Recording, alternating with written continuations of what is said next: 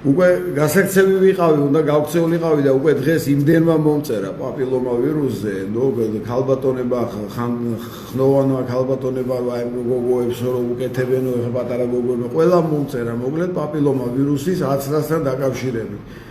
მე კიდევ ერთხელ გეუბნებით, რომ მე თქვენ მაგივრად გადაწყვეტილებას ვერ მივიღებ. მე უბრალოდ შემიძლია სტატისტიკა მოგაწოდოთ, რომ თქვენ დაფიქრდეთ და ანალიზი გაუკეთოთ.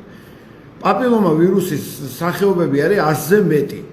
იქიდან დღეისთვის მედიცინისთვის ცნობილია, რომ 14 მათგანი მას შეიძლება გამოიწვიოს აუცილებელი პროცესი, ან შეიძლება ხელი შეუწყოს აუცილებელი პროცესი. ვაქცინაცია, რომელიც კეთდება ერთ-ერთ შტამზე, ამ 14-დან.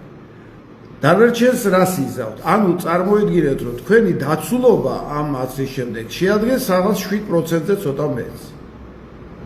ეხლა თქვენ თორემ გადაწყვიტეთ, გინდათ, არ გინდათ, ჭირდებათ, არ ჭირდებათ, მზად ხართ თქვათ იმ რაღაცა უკუჩვენებებზე, გართულებებზე, რაც შეიძლება თქვათ უცხო აგენტის შეყვანით ორგანოში მოხდეს თუ გირჩევნიათ რომ 7%-იანი დაცულობა გქონდეთ და დანარჩენს თქვენთან დაიცავთ თავს და თუ დანარჩენ 13-ზე თქვენთან დაიცავთ თავს ხორჯობი რომ ყველაფერზე თქვენთან დაიცვა და საერთოდ ყველაზე კაი გამოსავალია რომ იმუნური სისტემა მოიწეს რიგეთ ყველანაირ ვირუსებს და ბაქტერიებს გაუმკლავდებით და თავს დააღწევთ უმეტეს შემთხვევაში ან თუ რამე დაგემართება ძალიან იოლ ფორმაში. აი ეს რაც შემეძლო მე თქვენ, იმიტომ რომ უკვე იმდენმა მომწერა რომ არ მექნა, ალბათ არ იქნებოდა სწორი და ამიტომაც აი ხაც აი წერენ, აი ხმა გესმით ალბათ, ხო?